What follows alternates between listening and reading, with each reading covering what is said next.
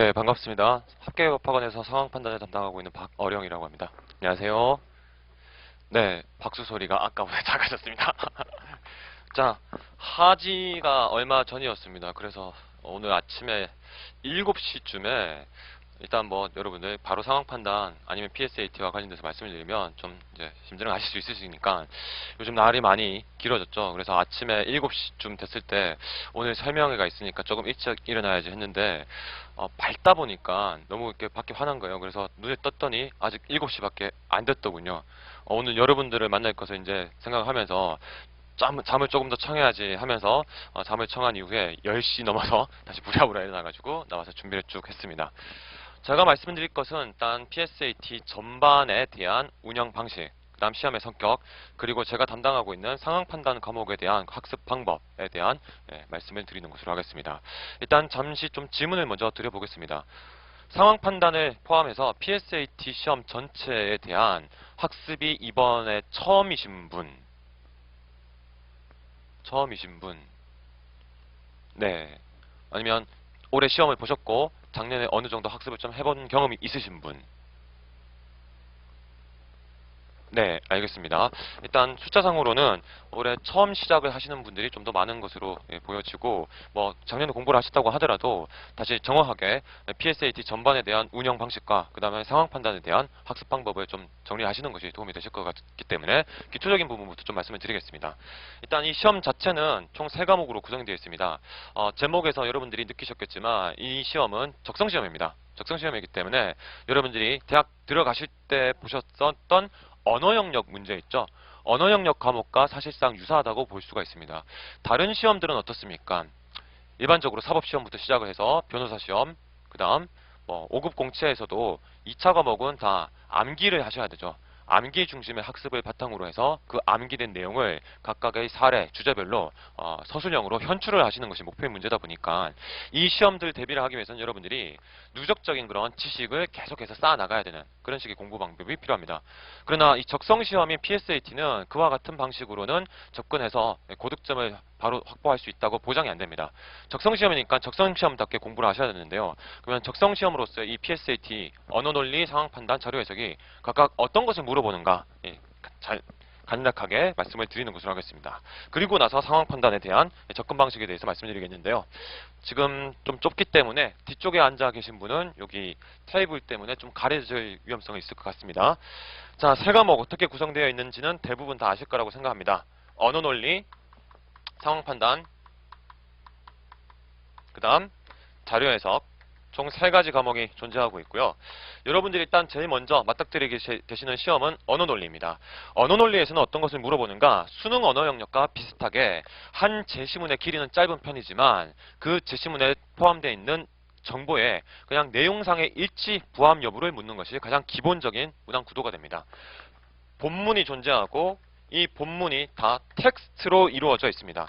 텍스트로 이루어진 본문의 내용을 정확하게 읽고 제대로 판단했는가 판단하지 못했는가를 물어보는 일치 부합성을 묻는 문제 스타일이 일부분에 차지하게 되고요.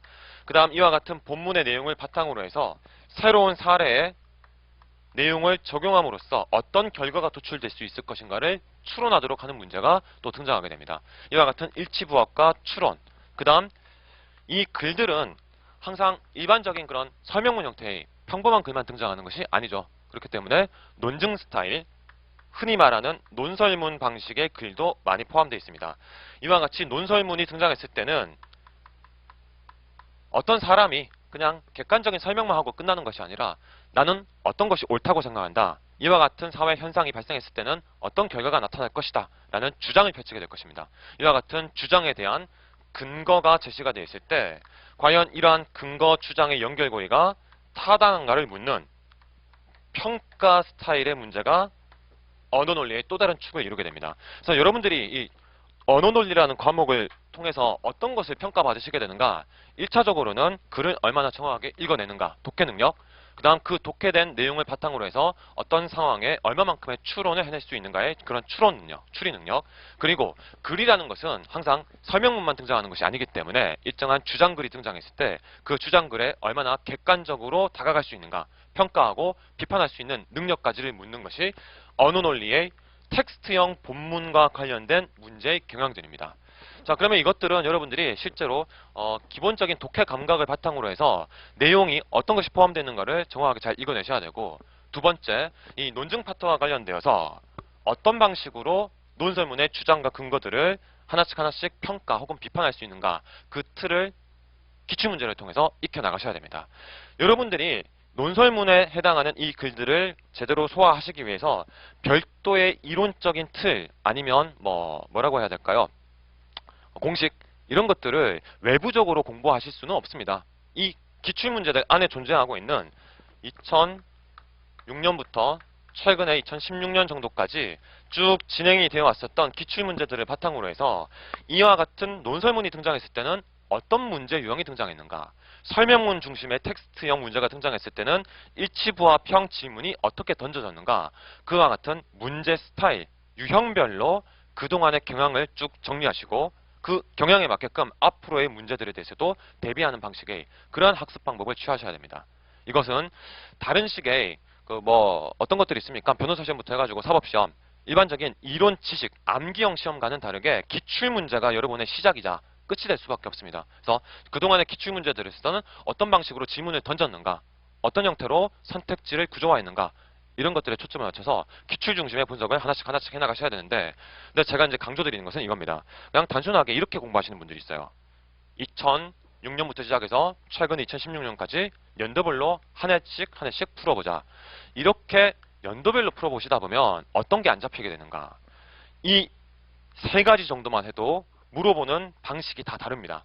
추론형 문제일 경우에 도대체 어떻게 질문을 던지는가는 추론형 문제 스타일만 쭉 모아놓고 봤을 때 그림이 그려지게 됩니다.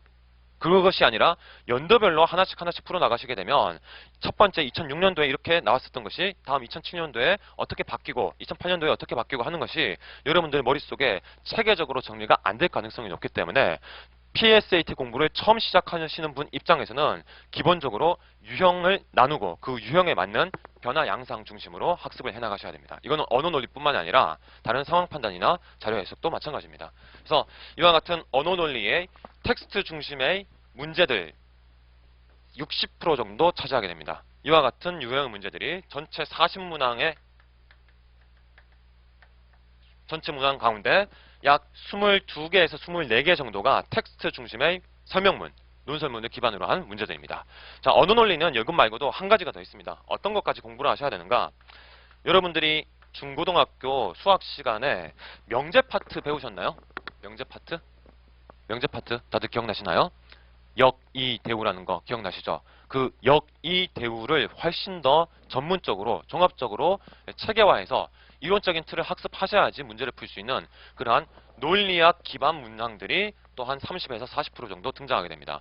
이와 같은 문제들은 여러분들이 이 전체 PSAT 중에서는 거의 유일하게 암기를 하셔야 되는 과목입니다. 암기를 하셔야 되는 그런 스타일의 문제들입니다. 그래서 이 논리학과 관련돼서는 여러분들께 지금은 좀 낯선 개념처럼 느껴질 수가 있겠지만 명제 논리라는 한 분야와 수로 논리라는 또 다른 분야, 형식 논리학이라는 어떤 이론적인 틀을 정확하게 100% 암기해서 수학 공식을 문제에 적용하는 방식처럼 공식처럼 이 파트는 암기를 해주셔야 됩니다. 그래서 언어 논리는 여러분들의 기본적인 독해 능력을 묻는 파트와 그 다음 암기를 기반으로 한 아주 기계적인 추론 과정, 추리의 과정을 요구하는 그러한 논리학 파트 두 가지로 나눠진다고 생각하시면 됩니다.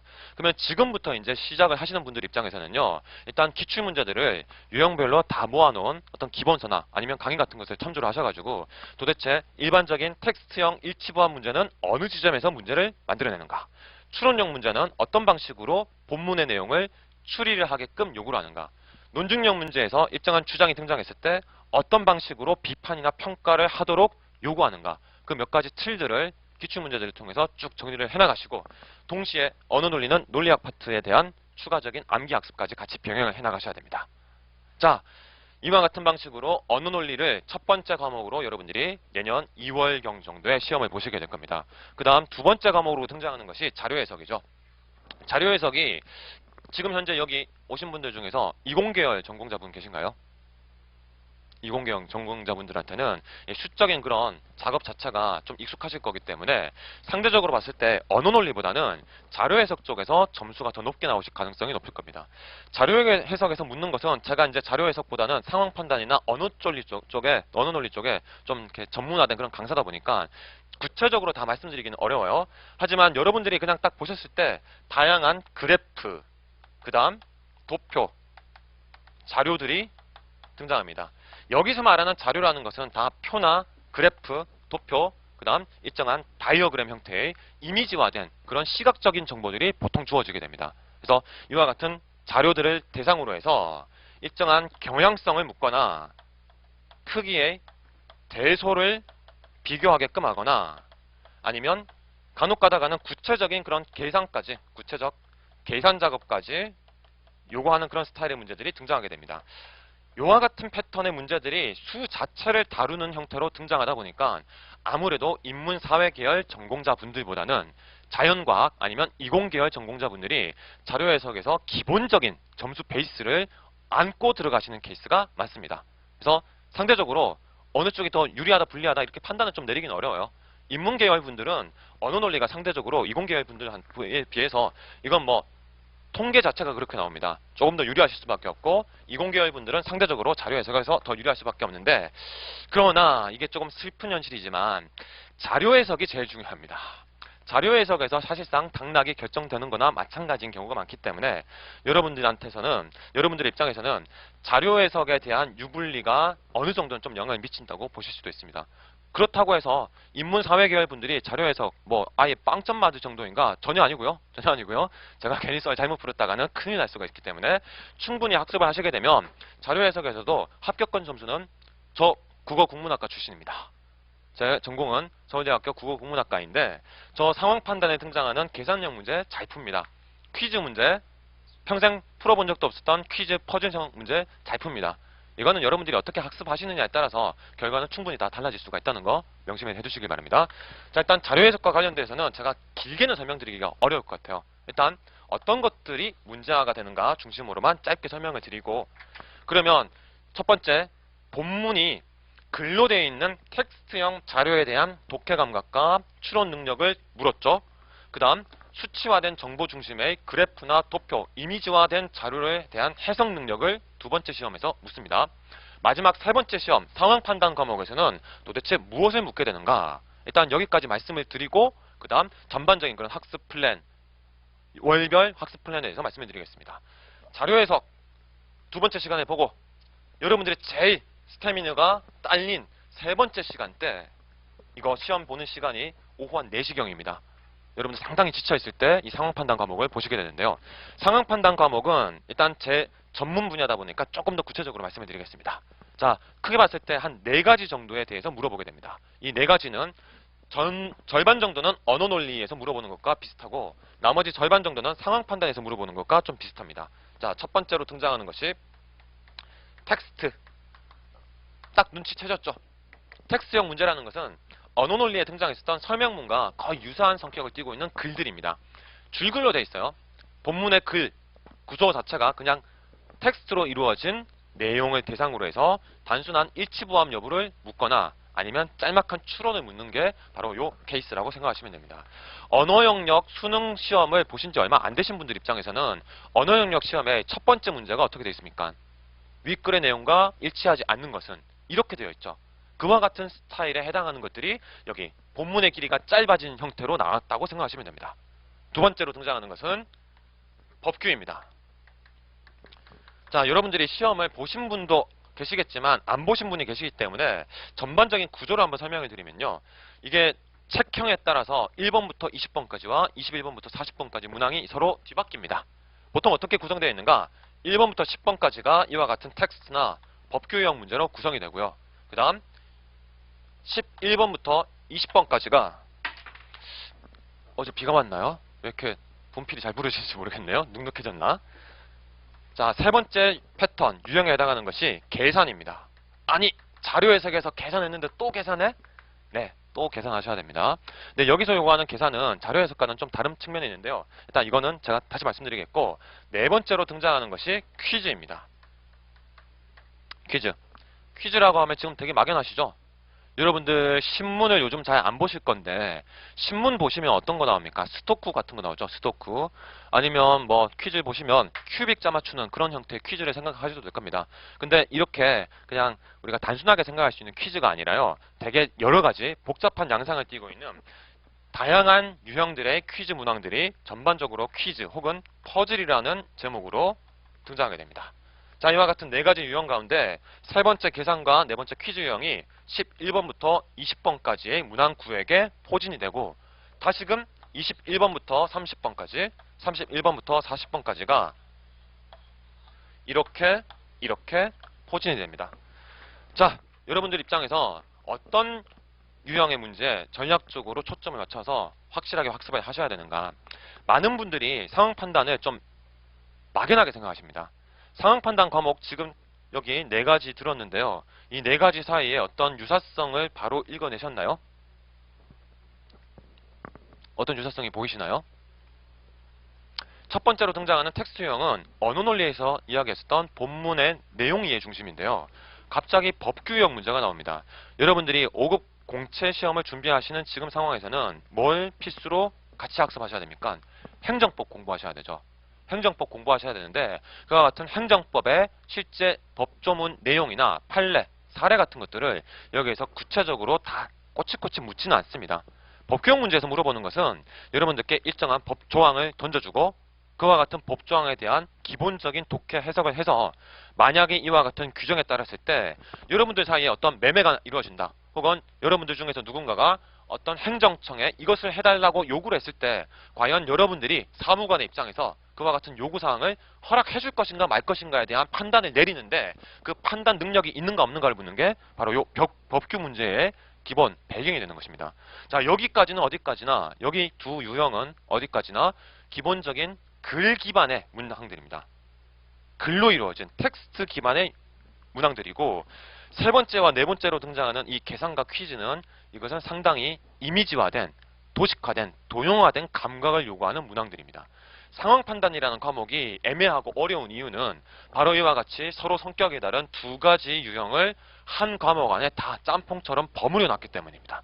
그러다 보니까 텍스트나 법규 유형 쉽게 푸시는 분들 입장에서 계산이나 퀴즈 유형 어렵게 느껴지고 이 녀석들의 강점을 보이시는 분들은 이공계열 분들입니다. 언어 논리 힘들어 하시듯이 텍스트 유형이나 법규 유형 문제 푸는 게 좀 어렵다고들 말씀을 많이 하십니다. 자, 일단 그와 같은 어려움은 지금 당장 느껴진다 하더라도 어느 정도 기본적인 학습이 이루어지시게 되면 그건 다 감세가 될 수가 있습니다. 그러면 이와 같은 상황 판단의 네 가지 과목들을 앞으로 어떤 방식으로 학습해 나가셔야 되는가? 제가 뭐 여기 종합반 설명이지 않습니까? 종합반으로 여러분들을 유도하는 게 제 목적이겠죠. 그러나 강사라면 이것부터 먼저 말씀드려야 되겠죠. 어떤 식으로 지금부터 남은 기간 동안 공부해 나가시는 것이 가장 효과적인가? 그것이 가장 상황 판단 과목에 맞는 학습법이 될 것인가? 여기에 초점을 맞춰서 일단 기본적인 방향성을 말씀드리겠습니다. 상황 판단에 등장하는 이 텍스트 유형은요. 여러분들이 나중에 언어 논리의 학습 따로 하시고 비교가 되시겠지만 본질은 이 녀석입니다. 하나의 본문 안에는 총 3가지 아니면 4가지의 문단이 등장합니다. 이와 같은 문단의 정보들을 여러분들이 종합적으로 이걸 조금 더 유식한 말로 하면 인텍스트라고 해야 될까요? 인텍스틱하게 접근하는 방식을 취하는 게 아닙니다. 상황 판단에 등장하는 첫 번째 1번부터 한 3번까지 등장하는 이런 텍스트 유형 문제들은 어떻게 읽어 나가시면 되는가? 여러분들이 나중에 기출 분석하시면 제가 말씀드린 바가 정확하게 옳다는 것을 대부분 다 이해하실 건데요. 본문의 내용이 1문단, 2문단, 3문단으로 구성되어 있다면 각각의 문단의 내용을 전체적으로 주제가 무엇인가? 1문단의 소주제는 무엇인가? 2문단의 소주제 무엇인가? 이렇게 각각의 문단의 정보들을 종합해서 하나의 결론을 도출하거나 하나의 주제를 뽑아낼 작업을 할 필요가 없습니다. 상황 판단은 이렇게 하시면 안 돼요. 앞으로 학습을 해나가실 때도 이러한 방향성이 정확하게 잡힌 상태에서 공부를 해나가셔야지 불필요한 시간 낭비를 줄이실 수가 있겠죠. 여러분들은 2차 공부하시기에도 바쁜 분들 아니십니까? 그렇기 때문에 정확한 방향성, 텍스트 문제는 안 그런 경우도 있지만 70에서 80%의 문항들은 문단별로 정보가 다 끊어집니다. 그래서 어떻게 접근하시면 되는가? 여러분들이 지금부터 기출문제를 분석하실 때 이렇게 분석하시는 거예요. 1문단의 정보 본 상태에서 어떤 게 문제로 선택지에서 지문을 던질 수 있겠구나. 여러분들 스스로가 사고를 하고 선택지로 내려가서 1번부터 5번까지 존재하는 선택지 가운데 1문단의 내용에 해당하는 진술이 이루어진 것은 어떤 것인가 빨리 찾아 나가는 그러한 방식의 학습을 계속해서 해나가셔야 됩니다. 왜 그런가? 왜 이렇게 자신감 있게 말씀드릴 수가 있는가? 문단별로 정보가 유기적으로 연결된 것을 묻는 게 아니라 다 따로따로 문단별로 묻기 때문입니다. 이 점이 차후에 여러분들이 학습하시게 될 언어 논리의 텍스트형 문제와 다른 점이에요. 이와 같은 차이점을 정확하게 인지하신 상태에서 접근에 들어가시면 효과적이겠죠. 자, 그래서 텍스트형 문제에 대한 학습 방식은 분절적인 읽기에 기반해야 된다는 겁니다. 이와 같은 분절적인 읽기는 비단 텍스트형 문제에만 국한되는 것이 아니라 법규 문제도 마찬가지입니다. 지금 여기 오신 분들 중에 상황 판단에 등장하는 법규 문제 실제로 풀어보지 않으신 분, 풀어본 적이 없으신 분. 자, 그래서 몇 분 계시기 때문에 어떤 형태로 정리가 되는지 혹은 그 구조를 띄고 있는지 잠깐만 말씀을 드리면 본문이 있으면 첫 번째 땡땡조 하고 괄호치고 이 조에서 설명하려는 어떤 그런 내용이 기본적으로 봤을 때 어떤 것을 다루는가, 그 다음 두 번째 조, 세 번째 조, 많을 경우에는 뭐 5개, 6개 조까지 나갈 수가 있습니다. 자, 이거는 가장 일반적인 형태인데요. 법규가 이렇게 등장했을 때는 텍스트도 문단별로 정보가 분절되어 있다고 했듯이 법규 문제도 마찬가지입니다. 법규도 하나의 조별로 내용이 A에 대해서 다뤘다면 두 번째 조는 이 A를 어이쿠 네, 내려갔네요. A-1, 뭐 A-2에 대해서 다룰 수도 있지만 대부분의 경우는 어떤 것으로 다루는가? B를 다루고 제가 그렇게 유연한 사람이 아닌데 요 세 번째 문단에선 세 번째 조에서는 C를 다루고 이런 방식입니다. 무슨 말씀을 드리는 건지 아시겠죠? 조별로 서로 다른 내용을 다루기 때문에 여러분들이 텍스트 문제 푸시듯이 법규 문제도 마찬가지 방식으로 접근해 나가시면 됩니다. 하나하나 세부적인 것을 지금 다 말씀드리기는 어렵습니다. 그러나 핵심 뼈대는 뭔가 법규 문제 역시 기본적인 70, 80%의 문항 비중은 분절적인 끊어 읽기를 통해서 문제 해결이 보다 손쉽게 이루어질 수 있는 그런 스타일로 등장한다는 겁니다. 그러면 여러분들이 이 전체 내용을 다 읽고 복합적으로 고려를 해서 고민한 결과를 하나씩 하나씩 적용하는 것이 아니라 이것보다 훨씬 더 간단하게 첫 번째 조, 여기서의 내용이 두 번째 조와는 완전히 다르군. 그러면 첫 번째 조만 독해한 상태에서 선택지 보기 보고 그 중에서 옳은 거 있으면 바로 답 고르고 다음 문제 넘어가면 시간이 몇 분 만에 해결될 수가 있냐? 1분 만에 해결될 수도 있습니다. 자, 여기서는 잠깐 피셋 시험이 가지고 있는 이 시간 안배가 중요하기 때문에 이것까지 말씀드려야 되겠는데요. 똑같습니다. 40문항을 90분씩 다루죠. 그렇기 때문에 평균 잡았을 때 이건 진짜 기계적인 평균인데 한 문항당 2분 내외로 끊어야 됩니다. 왜냐? 최후의 문항 검토하고 마킹해야 될 시간도 있어야 되기 때문에요. 그러면 이 2분이라는 것이 기계적으로 2분이지 텍스트형 문제나 아니면 이런 법규 문제, 난이도가 쉬운 문제들에서는 1분 내외로 끊어 주실 수 있으셔야지 남는 세이브된 시간을 계산이나 난이도가 아주 높은 퀴즈형 문제에 할애하실 수가 있게 됩니다. 이와 같은 전략적인 접근, 전략적인 시간 안배가 이루어질 수 있으려면 제가 말씀드린 이 본질에 입각하셔서 텍스트형 문제와 법규형 문제 가운데 쉽게 접근해서 단순 구조로 접근해서 빨리 정답이 도출될 수 있는 문제들은 빠르게 1분이라는 시간 내외로 해결을 해주셔야 됩니다. 자, 이와 같은 방식으로 텍스트와 법규 문제 어떤 걸 다루는 겁니까? 분절되어 있는 정보를 하나씩 끊어 읽어서 일치 여부 혹은 적용된 그 결과의 타당성 여부를 따져주면 되는 유형들입니다. 자, 이제부터가 어려운 건데요. 계산과 퀴즈입니다. 상황 판단에 등장하는 이 계산형 문제와 퀴즈형 문제는 사실 계산형 문제는 여러분들이 두 번째 시험으로 보시게 되는 자료 해석과 유사한 지점이 많습니다. 그러나 그 유사한 지점만 가지고는 접근이 잘 안 될 수가 있기 때문에 제가 아까 말씀드렸었던 언어 논리 왜 다루는가, 자료 해석은 왜 다루는가, 상황 판단의 법규는 왜 다루는가, 이것과 연동해서 좀 맥락을 설명을 드리자면 여러분들은 5급 공채 시험을 지금 준비하시고 있기 때문에 합격하시면 뭐가 됩니까? 뭐 그냥 공무원 되는 거죠. 공무원인데 그냥 일반 공무원 아니죠. 어느 정도의 판단, 의사 결정을 할 수 있는 그러한 중간직위로서의 사무관의 위치에 오르시게 되는 거죠. 그러면 사무관이 어떤 일을 하시겠습니까? 아까 제가 말씀드렸듯이 일정한 법적인 요청이 있었을 때 그것에 대한 허가 불허의 판단은 뭐 아래 그것보다 더 낮은 직급에 있는 분들도 하실 수 있겠지만 구치관 사안등과 관련돼서는 여러분들이 그와 같은 판단의 주체가 될 가능성이 있고 또 어떤 작업을 후속해서 또 하실 수가 있겠습니까? 일정한 의뢰가 들어왔을 때 혹은 입찰이 들어왔을 때 그와 같은 입찰에 대한 판단을 하시는 작업까지 여러분들이 하실 수가 있겠죠. 뭐 하셔야 됩니까? 계산해서 어떤 업체가 더 뭐 경쟁력이 좋은가 이런 것들 판단하셔가지고 이 업체한테 맡겨라 라는 판단을 내리는 작업까지 여러분들이 해주셔야 될 겁니다. 그래서 필요한 게 뭡니까? 계산인데요. 상황 판단에 등장하는 계산형 문제의 본질은 자료 해석과는 조금 다른데요. 요 계산은 보통 뭐와 연동되는가? 도표 자료가 주어집니다. 도표 자료라고 해서 A, B, C, D 4개의 업체가 입찰을 한 상태라고 한다면 이 업체별로 어떤 정보들이 주어지게 되는가? 어떤 항목별 점수값들이 다 부여되어 있거나 아니면 이와 같은 항목별 범위가 뭐 예를 들어서 상중하 이와 같은 요소들이 등장하고 있고 그 상의 경우에는 몇 점, 중의 경우에는 몇 점, 하의 경우에는 몇 점, 점수가 부여되는 방식, 시스템이 제시가 되어서 이 두 가지를 연동해서 뭘 하셔야 되는가? 각 업체별로 최종적인 입찰 점수 도출하는 겁니다. 그러면 어떤 계산 작업이 필요하겠습니까? 플러스, 마이너스, 곱셈, 나눗셈 수준에서의 사칙 연산 잘 하실 수 있으면 사실 여기서 요구하는 계산은 그렇게 고차원적인 그런 수학적 공식이나 방식을 요구하는 것이 아니기 때문에 충분히 이공계문 아니어도 다 해결하실 수가 있습니다. 그래서 여러분들이 하셔야 되는 작업의 대부분은 계산 문제는 비교가 핵심이라는 겁니다. 무엇에 대한 비교인가? 입찰업체건 사람이건 팀이건 국가건 제시된 여러가지 항목들 사이에 일정한 점수값을 부여해서 그 점수값의 최종 결과물을 서로 비교하는 형태의 작업이 이와 같은 계산 문제의 절반 이상을 차지하는 가장 핵심적인 패턴이라고 생각해 주시면 됩니다. 그러면 막연하게 계산 문제를 그냥 아무런 방향성 없이 푸시는 것이 아니라 앞으로 기출문제를 푸실 때도 이렇게 접근해 나가셔야 되는 것이죠. 자, 첫 번째 계산 문제는 제가 뭐라고 말씀드렸죠? 그 본질은 비교라고 말씀드렸죠?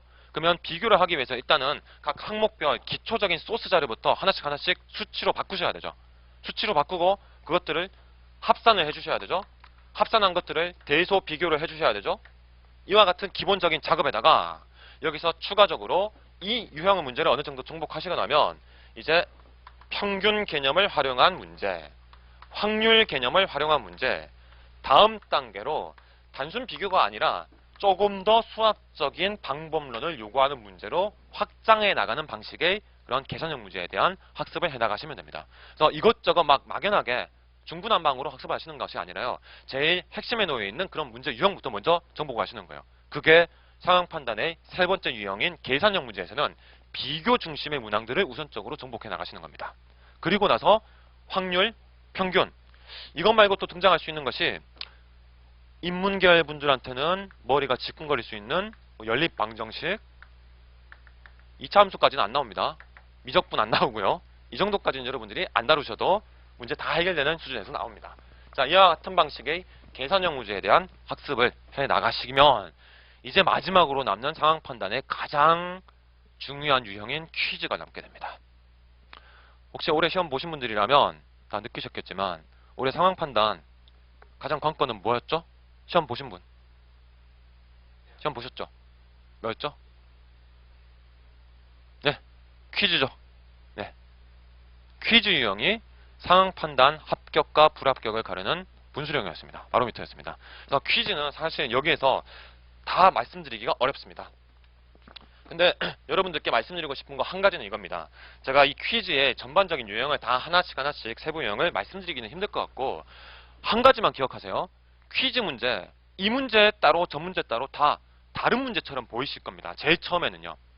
근데 제가 아까 말씀드렸듯이 텍스트, 소재가 달라지더라도 상황 판단 텍스트형 문제의 본질은 뭐라고 말씀드렸습니까? 문단별로 끊어 읽기만 잘하시면 이 글을 내가 평소에 한 번도 읽어본 적이 없는 소재라고 하더라도 다 손쉽게 해결이 가능하고 법규 문제 마찬가지입니다. 여러분들이 법 공부를 얼마나 했는지 모르겠지만 법 공부를 정확하게 안 하신 분들이라고 하더라도 기본적인 법조항을 읽는 그 틀만 조금 잡으신 상태라고 한다면 법 규정 대부분 끊어서 읽으시면 되기 때문에 여기에서 판단 바로 내리고 여기에서 판단 따로 내리고 하는 방식으로 접근하면 충분히 모르는 법 규정 나온다고 하더라도 다 해결할 수가 있게 됩니다. 퀴즈 문제 역시 마찬가지입니다. 퀴즈 문제라는 것은 이것까지만 말씀드릴게요. 퀴즈 문제는 여러분들이 뭘 하시는 작업인가? 크게 봤을 때 세 가지 정도가 있는데요. 자, 요즘에 야구 경기 진행되고 있죠. 야구나 축구, 야구 경기가 진행됐을 때 각 팀별로 몇 승 몇 무 몇 패 했는가, 이와 같은 각 팀별 전적 정보가 막 제시가 되어 있습니다. 그러면 그와 같은 전적 정보에 따랐을 때 어떤 팀이 최종적으로 우승하게 될 것인가, 아니면 중간에 경기 진행이 아직 다 안 끝난 상태라고 했을 때 2라운드 정도, 2라운드가 아니죠, 한 2경기, 3경기 정도가 남았다. 그러면 그 경기들의 최종 결과가 어떻게 나오느냐에 따라서 현재 최고 1등 팀이 역전이 될 수가 있는가, 이런 것들을 물어보는 게 한 가지 등장할 수가 있고요. 또한 많이 등장하는 것이 매칭형 문제입니다. 매칭형 문제라는 것은 간단하게 이렇게 생각하시면 됩니다. A, B, C, D 4명의 인물별로 이 사람들의 직업은 무엇인가, 이 사람들의 이름은 무엇인가, 이 사람들의 고향은 어디인가, 현재 이 사람들이 거주하고 있는 주소는 어디인가, 이런 각가지 항목들을 하나씩 하나씩 연결시켜서 일정한 계열화된 표를 만드는 것이 매칭형 문제의 본질이라고 생각하면 됩니다. 우리가 큐빅 맞추는 것도 이거랑 비슷하죠. 자, 그러면 이와 같은 스타일의 문제들 앞으로 숱하게 기출 문제들을 통해서 보시게 될 건데요. 결론은 이겁니다. 퀴즈 문제는 길이 있다는 겁니다. 그 길은 세부적인 유형마다 조금씩 다릅니다. 그래서 예를 들어서 지금 방금 제가 말씀드렸던 매칭형 문제 같은 경우에는 작업 자체가 어떻게 이루어져야 되는가? 표 만들어야 됩니다. 처음에 정확한 표 만들고 표에 집어넣을 수 있는 제일 확실하고 구체적이고 누가 봐도 이거는 여기 들어가면 되는구나, 그렇게 분명한 정보부터 하나씩 하나씩 채워넣고, 빈칸으로 남거나 아직 판단이 좀 애매한 그런 부분이 있다면 그 부분에 있어서는 차후에 여러분들이 학습하시게 될 경우 보시게 될 경우의 수 같은 것들을 활용하는 방식의 프로세스가, 영어로 적으려고 했더니 영어 철자가 틀릴까봐 한글로 적을게요. 프로세스가 이미 다 구축이 되어 있습니다. 기출문제 하나씩 하나씩 보시면요, 하나하나 별로 따로따로 놓고 보면 이게 도대체 무슨 문제들이야, 이 문제 다르고 저 문제 다른 것처럼 보이지만 실제로 퀴즈 문제, 계산 문제 다 모아놓고 보잖아요. 그러면 소재가 조금씩 달라지고 어느 지점에서 강약을 두느냐가 조금씩 달라진다 뿐이지 큰 흐름과 프로세스는 계속 반복됩니다. 퀴즈 문제는 그래서 이와 같은 반복되는 프로세스가 존재한다는 그러한 생각하에서 접근에 들어가시길 바랍니다. 마찬가지입니다. 매칭형 문제뿐만 아니라 방금 제가 아까 말씀드렸던 게임 리그형 문제, 시합 점수가 몇 점 나오는가, 이렇게 물어보는 문제에서도 여러분들이 하셔야 되는 그 작업, 문제 해결의 과정은 사실상 똑같습니다. 계속 반복됩니다. 그래서 그 반복되는 지점 중심으로 유형을 묶어서 계속 학습을 해나가셔야 돼요. 자, 이제 경작 윤지원 선생님이 오셨기 때문에 제가 한 2, 3분 정도만 추가로 앞으로 남은 기간 동안 어떻게 학습하실 것인가, 여기에 대해서 말씀을 드리겠습니다. 지금 6월이죠. 7월부터 대부분이 기본 강의가 시작됩니다. 그럼 이와 같은 7월 기본 과정을 여러분들이 어떤 방식으로든 따라가시는 것이 좋습니다. 왜? 이 시험은 특히 이 기본 강의에서 뭘 잡아주게 되는가? 각각의 과목별로 어떤 유형이 등장하고 그 유형별로 어떻게 접근하셔야지 가장 효과적인 풀이가 되는가를 일단 이 기본 강의에서 제일 확실하게 알려주게 됩니다. 그래서 이 기본 강의를 통해서 언어 논리, 자료 해석, 상황 판단 각 과목별, 그리고 그 과목의 세부 유형별 문제 접근 틀, 프로세스 하나씩 하나씩 익히시고, 나중에 10월 정도가 되시게 되면 혹은 11월 사이가 되면 하프 모의고사 과정 아니면 각종 특강이 진행되는데요. 요거는 여러분들께 종합반이니까 종합반이실 경우에는 구체적으로 이것까지 다 따라가시게 될 것입니다. 일단 기본적인 문항 접근 방식을 익히셨으면 이제 적용을 해보셔야 되죠. 이와 같은 적용의 과정을 하프 모의고사 아니면 구체적인 과목별 특강이라고 생각하시면 됩니다. 그리고 실제로 이와 같은 문제들을 여러분들이 90분 내에 똑같은 무게를 가지고 똑같은 비중으로 다 푸시기 힘듭니다. 전략적으로 접근해 나가셔야 돼요. 그래서 12월부터 1월, 이 녀석은 좀 이제 유동적일 수가 있는데요. 마지막 실전 모의고사 과정을 거치게 되는데, 실전 모강은 여러분들이 어떤 식으로 임해 주셔야 되는가? 실전 모강에서 이제 텍스트형 문제 어떻게 푸는지 방법만 정립해야지, 이게 아닙니다. 기본 강의 때 정립했었던 각 유형별 접근 방식은 이때까지 계속 몸에 이미 박혀 있습니다. 몸에 박혀 있는 상태로 이 단계 가서 해야 되는 것은 무엇인가? 이 문제는 내가 바로 풀 수 있는가, 풀 수 없는가 판단하는 그 선구안을 기르시는 것을 이 단계에서 해주셔야 됩니다. 40문제를 90분 동안 풀 때 5문제 정도를 일단 기본적으로 맨 뒤로 밀어놓고 내가 100%의 자신감 가지고 풀 수 있는 그러한 문제 유형부터 하나씩 하나씩 정복해 나가는 그런 문항 풀이의 순서를 모강을 통해서 확실하게 잡아 나가신 분들이 실제 시험에서도 본 시험에서도 좋은 결과를 얻으시는 경우가 많습니다. 이 작업을 하지 않고 그냥 막연하게 접근하셨을 경우에는요, 실전에 가서 당황하게 됩니다. 당황하고 어떤 문제부터 풀지, 혹은 내가 이 문제는 5분이 걸려도 못 풀 문제인데 우리는 항상 뭐에 발목이 잡힙니까? 미련에 발목이 잡히죠. 그 미련 때문에 내 시험 기간이 1년 더 연장되는 상황이 발생할 수가 있기 때문에 그와 같은 불상사를 사전에 방지하기 위해서라도 여러분들이 길건 짧건 시점 모강 같은 이 프로그램을 통해서 전체 40문항에 대한 시간 안배 훈련을 해주시는 것이 좋습니다. 자, 구체적으로 각 과목별 세부적인 어떤 그런 문항 접근 방식이나 어떤 성격에 대해서 제가 다 말씀드리기는 힘들 것 같고, 오늘 설명회가 끝나고 나서 1층에 내려오시면 제가 상황 판단과 관련돼서 궁금하신 사항이 있으시면 그 부분에 대해서는 개별적인 질문을 받도록 하겠습니다. 자, 저는 필사과 관련된 방법론, 그 다음에 상황 판단 중심의 합숙 방향은 여기까지 말씀을 드리고 이만 물러나도록 하겠습니다. 감사합니다.